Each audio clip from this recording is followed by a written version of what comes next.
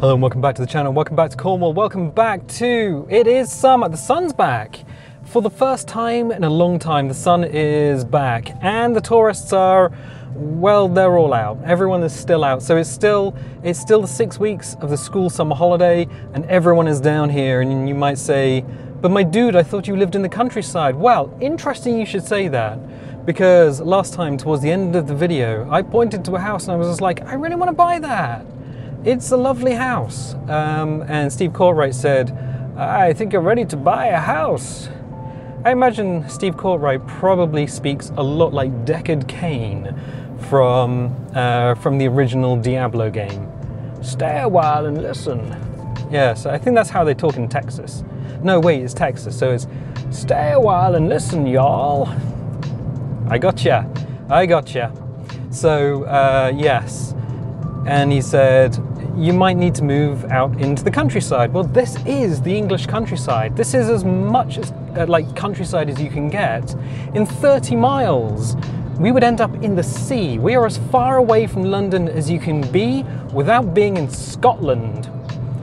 And that's quite far away. Unfortunately, during the pandemic, everyone decided that they could work from home. So everyone decided, you know what, let's go and buy houses. Let's go buy houses in the countryside. So they did. And the house prices went up and carried on going up. If you didn't already have a house, the mental picture is watching a train leave the station and you're still on the platform. Unfortunately, that's just how life is in the UK. But it's not just house prices, everything has gone up. So food has gone up, electricity, water, all the rates have gone up. The cost of second-hand cars, unbelievably, has gone up. Some cars that I was looking at before I got this one, the Mini Cooper Coupe, which I believe they stopped building in 2013, has very much the same feel as this car, in that the rear view, the rear window is very hard to get a view out of.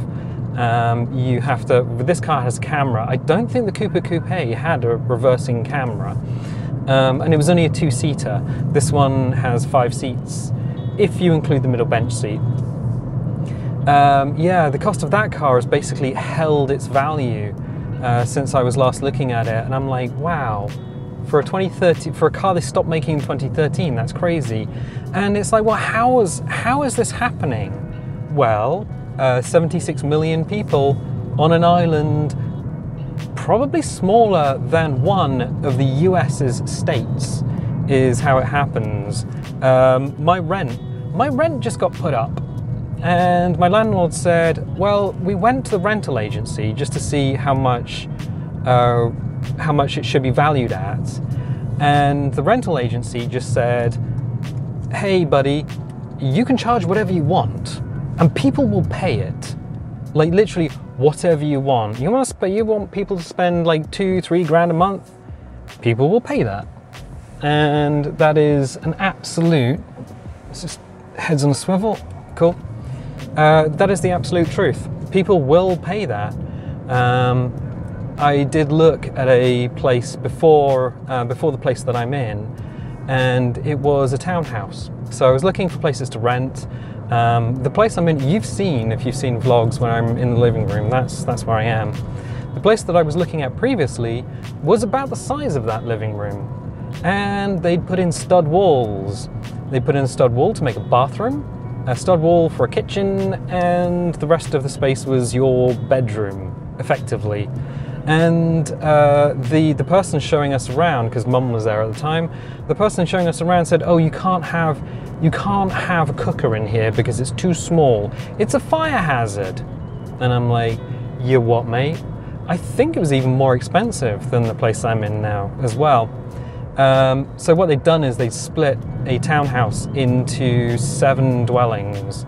My favorite bit was the bathroom. The bathroom was actually, so there were 2 flats that I looked at inside the same building. One of them, they actually put the bathroom in the loft space, and that's where the bedroom was at the same time. They just put floorboards in the loft, in the attic, and the ceiling came down, the roof came down, so the bed was just a mattress on the floor under the eaves, and they put a stud wall in and then put a bathroom in there. I'm gonna go slowly here, across this. Cool. And the only way you could stand in the shower was because they sunk the shower the pan, the basin thing, below the level of the floorboards, so you could actually stand upright. And yeah, they were charging a fantastic amount for that, just as a rental property. And someone did rent it out. The kitchen, the not having the kitchen thing because the place was too small, was alleviated by just having takeouts. The people who rented it just ate takeout. And I'm just like, you can't live like that. But people do. So the economy in this country is largely, for want of a better word, shagged. If you already had money, then you're probably making more money. If you already have property or properties, you probably are making money on those properties. But if you didn't have that, then I'm sorry, you are pretty much buggered. So yeah, I would love to live off-grid. I'd love to live in the boonies. We don't have boonies. This is as country as it gets. But I was thinking if I wanted to make a huge change in my life, I'd probably need a new job. And that would mean moving to the countryside. Not moving to the countryside, moving to another country. Sorry, I'm just having to navigate the junctions. So it might mean moving to another country. That's a little bird. That's a little crow. He has no fear. My dude. I mean, respect. I'm not about to run over an animal.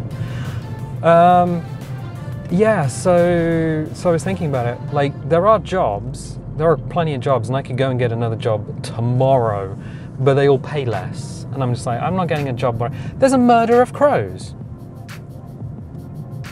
There's been a murder. There's been a murder. Yeah, sorry. Yeah, I could get a job tomorrow, but they're all like minimum wage, and they're all like, oh, you have to do all of the hours, you have to do infinity hours, and you have to agree to all the overtime. And it's just like, my dudes, if you need people to do overtime, just have open more positions. It's not rocket science, because people have lives. People do things like make YouTube videos. The good jobs all require a degree in something that you've never heard of. I was looking at land management job, but yeah, land management degree, and I'm like, do I apply for that knowing that I don't have the degree, knowing that I've been working in photography for the last 8 years? I don't know. Photography and IT, it's a really interesting CV actually. It's a good CV, but it's yeah, a lot of skilled stuff, but not in the areas that people want to employ, weirdly. Dad said, oh, just talk to people. And I'm like, my dude, who do I talk to around here? I am literally in the countryside. I don't have any contacts. The contacts that I did have, I did talk to, and they said, boopity boopity boo. And I'm like, that doesn't make sense, because they weren't making sense. Somebody said, oh yeah, contact there's a video production studio, but I can't remember the name of it. So they came out with a name. And I Googled for ages and looked through the phone books and tried to ask people, and couldn't get a straight answer from anyone about this video production studio. And then many decades later, well, about a decade later, but it sounds more impressive. About a decade later, I talked to my stepdad, and he said, oh yeah, I know that place. Yeah, the guy who was running it is like a tax scam, and then he folded up the whole business and just disappeared. It's like, oh, all right, cool. So yeah, word of mouth isn't working. Job sites aren't working. And I'm thinking, well, I could move to another country. I was literally, not figuratively, literally on Google Maps, and I was looking up Victoria in Canada, Victoria Island, because apparently the climate's quite nice there. And I'm like, how big is it? What do they do in Victoria? What do they do in the States? What do they do in the colonies? It's been a while. It's been like, when was the last time we contacted the colonies? What, 1776? Oh, I think we tried again in 1801 to 1803. I mean, we tried, yeah, whatever. Yeah, 1776. I'm like, the colonies, they gotta have stuff. Holy shit, there's a lot of stuff out in Victoria. I don't know what anyone does, but the cities are big, sprawling. In terms of, holy shit, this is difficult. Let's go. It's difficult because it's blind. Yeah, so in terms of what anyone does, I genuinely don't know. But the towns seem to be all sprawled out, kind of spread out. It's an interesting difference between the UK and literally anywhere else in the world, because we just don't have that much space, and we have a huge population compared to, say, North America, which has, I think, 5 times the population, but infinitely more land. Yeah, it's a crazy situation. Oh, except for New York. New York, you pay $3,000 a week for a room with a window that looks out onto a brick wall. I know that one. I do know that one. So yeah, I've been sort of casting my eyes. You can't go to Sweden unless you know anything about aluminium. So if you want to go to Sweden, you're going to be working with aluminium. Why aluminium? Well, that's a good question. That's one of their big mining things. A lot of energy to mine aluminium. We're going to slow down because there's a car coming the opposite way and a person with a dog. There we go. Good. Do not want to... Person's fine. Dog, I'm not running over a dog. So, there's a dude on a bike behind me. And dudes on push bikes ahead. So we'll get a clip on. Because I don't want to slow the guy on the motorbike down, but I also don't want to run down the dudes on the bikes. So that's fun. Alright, how are we doing this? Carefully, I think. Opposite side. And then check and in. There we go. We're good, B-Ra, we're good. Yes, so yeah, so maybe Sweden's not in. But Sweden was fascinating because there's not that many people there. The land mass is huge and everything is fairly spread out, but like the roads are basically deserted. The roads are very empty. And I'm just like, everyone's driving at 30 miles an hour. And I was like, yeah, because you don't need to drive fast because there's not like hundreds of people around. It's just us and an elk or a moose or a white-tailed deer. It's like, oh, it's fascinating. Look left, look right. It's blind right, but let's go. Okay. I'm gonna pull in. I don't know where this guy's going. And let's go. You got to be very careful when you're driving. You don't know what's going through the minds of other people, or even if they're local. So they might not know the roads, and they might be hesitating, or they might just decide, you know, whatever. I've been in traffic for the last 8 hours. Let's go for it. So yeah, be very careful when you're driving in Cornwall, more so than when you're driving in a city, I would say. The cities, you've got to worry about speed cameras. In Cornwall, you've got to worry about rocks and walls. Oh my god, yeah, I'll tell you a quick story. But yeah, so I've been looking around, I haven't found anything. Life in the UK is stupidly expensive. The cost of food is ridiculous. They're making all the portions and products smaller, but they're charging more for them. We call it shrinkflation, but it's actually incremental degradation. Incremental degradation is something that's been going on for years, but the media call it shrinkflation because it sounds better in a headline. That is where you just reduce the quality or amount of ingredients, and then you reduce the actual volume of the product until people notice, stop buying it, and then you re-release the old recipe and say, brand new recipe, and it's just the old one again, and then you go back to shrinking it down. That's just something that happens with food. Yeah, so yeah, no, a story. So when I was driving back after the last vlog, I went to my sister's, spent a day with my sister and my nephew. We went to the park. It was great. I love spending time with my nephew. He's great. He's 1 and a bit. And then on the way home, I pulled off the A30 because last time there was a lot of traffic. We were stuck in traffic for a while. And let's go around this lad. And let's check. Okay. And on the way home, I pulled off the A30, I was on a road like this, going uphill just like this. There were 2 tractors and a BMW 4x4, like an X3 or something. The BMW raced around the first tractor, so he was in between the 2 tractors. The tractor ahead had a trailer. We were going uphill. It was actually a steeper hill because it was outside of Roseworthy. And I knew the tractors would be pulling off in a quarter mile because they go to the nearby farm. We actually passed it earlier on. And it's at that crossroads, in fact, the first crossroads that we went across. I could see that the lead tractor was following a guy on an e-bike, a push bike with a little electric motor. So he was doing about 12 miles an hour. We got to a straight uphill and the tractor goes to pull out.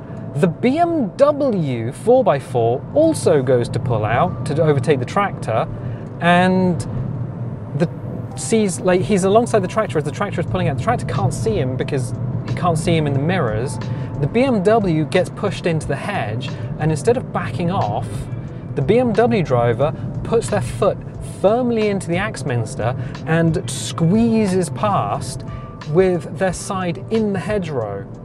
The hedgerows around here look green and lush and smooth, but they are not. They hide a secret. They're full of granite. They're full of blue elven granite. Blue elven granite is one of the hardest granites on the planet, and it comes out of the mines. They call it a mine. Yeah, a lot was taken out of the mines because of the tin mining. So you get rid of the granite, you get into the tin, and so they built these Cornish hedges, which is a core of blue elven granite surrounded by greenery. That person took out all of the panels on the driver's side of the vehicle and their wing mirror, probably. I was checking the road for debris and I was just like, yeah, there's a lot of it. And I was just like, they could have backed off. They could have not overtaken the tractor on a blind uphill road. But they went through and they prosecuted the overtake maneuver and they destroyed their own vehicle. And I'm like, yes, that's a BMW driver to a T. BMW drivers, I said last time and I'll say it again, are the worst. So we're clear up ahead. So I'm going to make the overtake on the other side of the road, and then we're going to go in. There we go. Yeah, so you got to read the road. I get a feeling that one of the benefits from going from a motorbike to a car is that you're always scanning the road surface up ahead. Your eyes are always looking at the road surface and trying to figure out, is this slippery? Is this raised? Is it bumpy? I mean, when we went across that level crossing, that's one time. Oh, these guys have stopped. Weird. That one time, because, and that happens quite a lot, because we thought it was smooth and it wasn't. We got a lumpy, bumpy level crossing because they just changed the height of the tracks. That caught us out. But the majority of times I'll try and avoid things like drain covers and debris in the road because I don't know if it's a twig or if it's a bit of metal. And I think going from riding a motorcycle to driving a car does make you a better driver. You're not better than anyone else, but for you and the vehicle you're in, it makes for a better ride, if you know what I mean. And you're always concerned with traction because on a motorbike, you're concerned with the wheels sliding out from under you. On a car, not so much. This thing has always been planted. I've never been in a situation where I've thought, ooh, this thing's a bit slippery. No, she's a good car. Very planted, very planted. And I've got the feel for the width, so yeah, I do like this car.